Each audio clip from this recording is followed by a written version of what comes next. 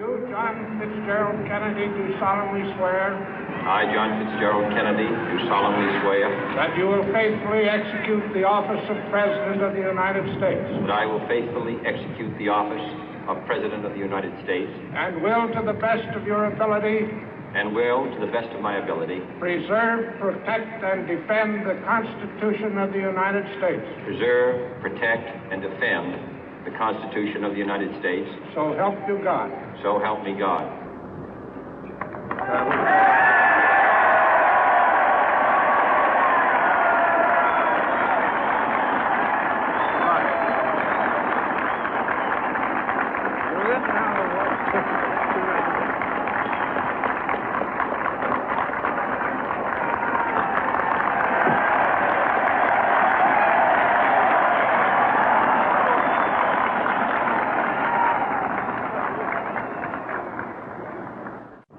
Vice President Johnson, Mr. Speaker, Mr. Chief Justice, President Eisenhower, Vice President Nixon, President Truman, Reverend clergy, fellow citizens.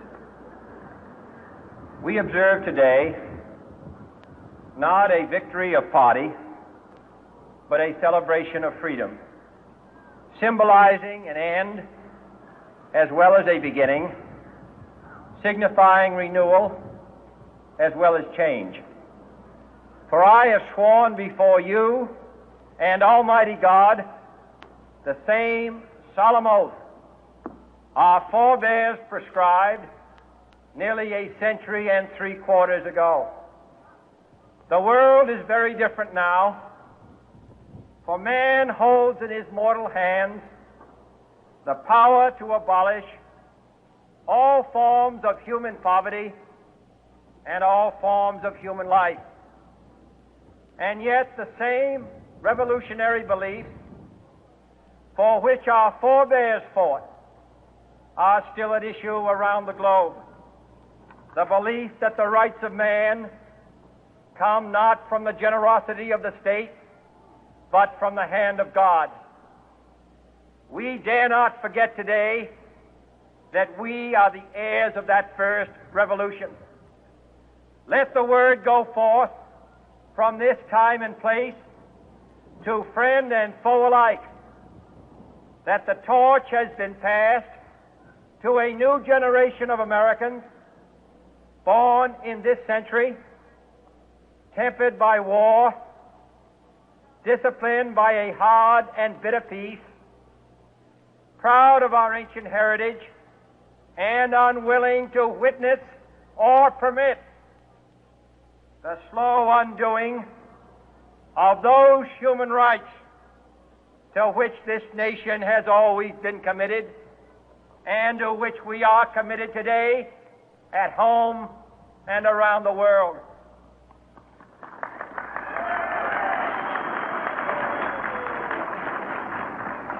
Let every nation know, whether it wishes us well or ill, that we shall pay any price, bear any burden, meet any hardship, support any friend, oppose any foe to assure the survival and the success of liberty.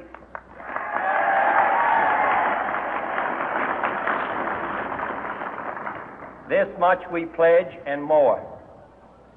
To those old allies whose cultural and spiritual origins we share, we pledge the loyalty of faithful friends. United, there is little we cannot do in a host of cooperative ventures. Divided, there is little we can do, for we dare not meet a powerful challenge at odds and split asunder. To those new states whom we welcome to the ranks of the free, we pledge our word that one form of colonial control shall not have passed away merely to be replaced by a far more iron tyranny. We shall not always expect to find them supporting our view, but we shall always hope to find them strongly supporting their own freedom, and to remember that in the past, those who foolishly sought power by riding the back of the tiger ended up inside.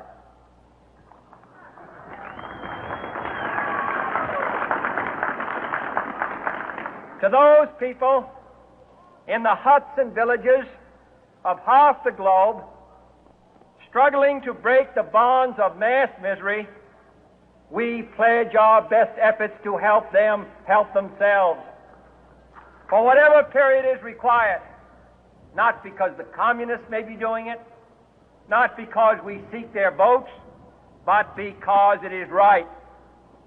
If a free society cannot help the many who are poor, it cannot save the few who are rich.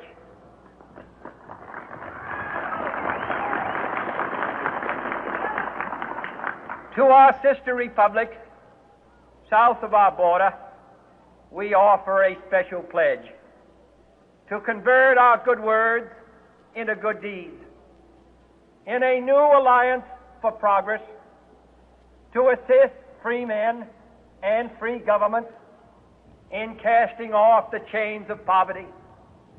But this peaceful revolution of hope cannot become the prey of hostile powers.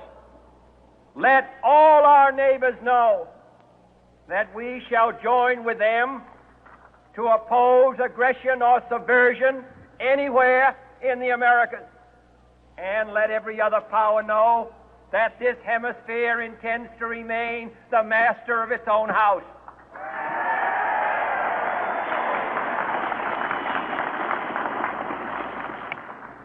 To that World Assembly of Sovereign States, the United Nations, our last best hope, in an age where the instruments of war have far outpaced the instruments of peace, we renew our pledge of support to prevent it from becoming merely a forum for invective, to strengthen its shield of the new and the weak, and to enlarge the area in which its writ may run. Finally, to those nations who would make themselves our adversary, we offer not a pledge, but a request that both sides begin anew the quest for peace. Before the dark powers of destruction, unleashed by science, engulf all humanity in planned or accidental self-destruction, we dare not tempt them with weakness, for only when our arms are sufficient beyond doubt can we be certain beyond doubt that they will never be employed.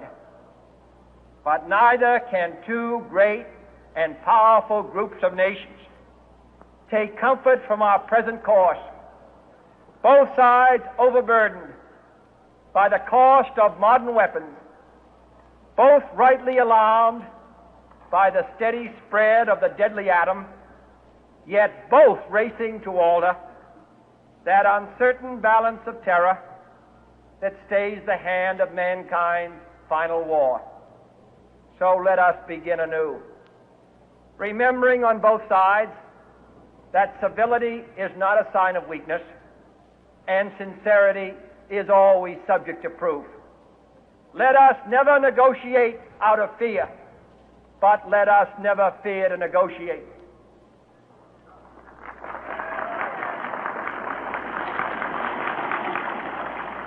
Let both sides explore what problems unite us, instead of belaboring those problems which divide us.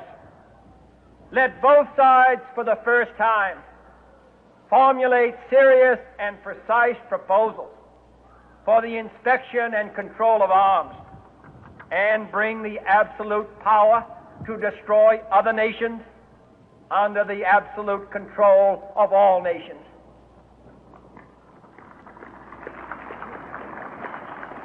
Let both sides seek to invoke the wonders of science instead of its terrors.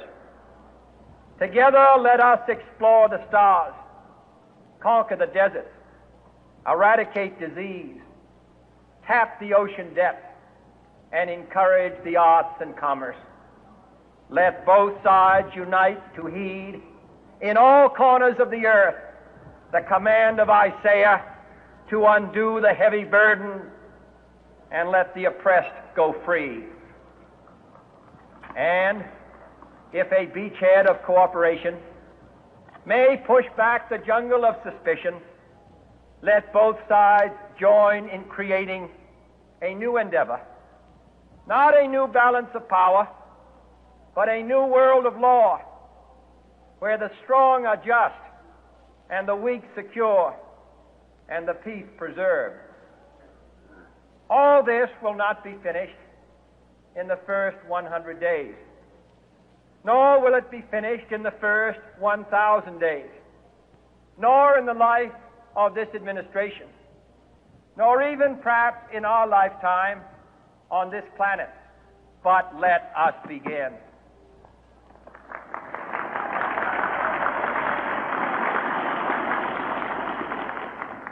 In your hands, my fellow citizens, more than mine, will rest the final success or failure of our course. Since this country was founded, each generation of Americans has been summoned to give testimony to its national loyalty. The graves of young Americans who answered the call to service surround the globe.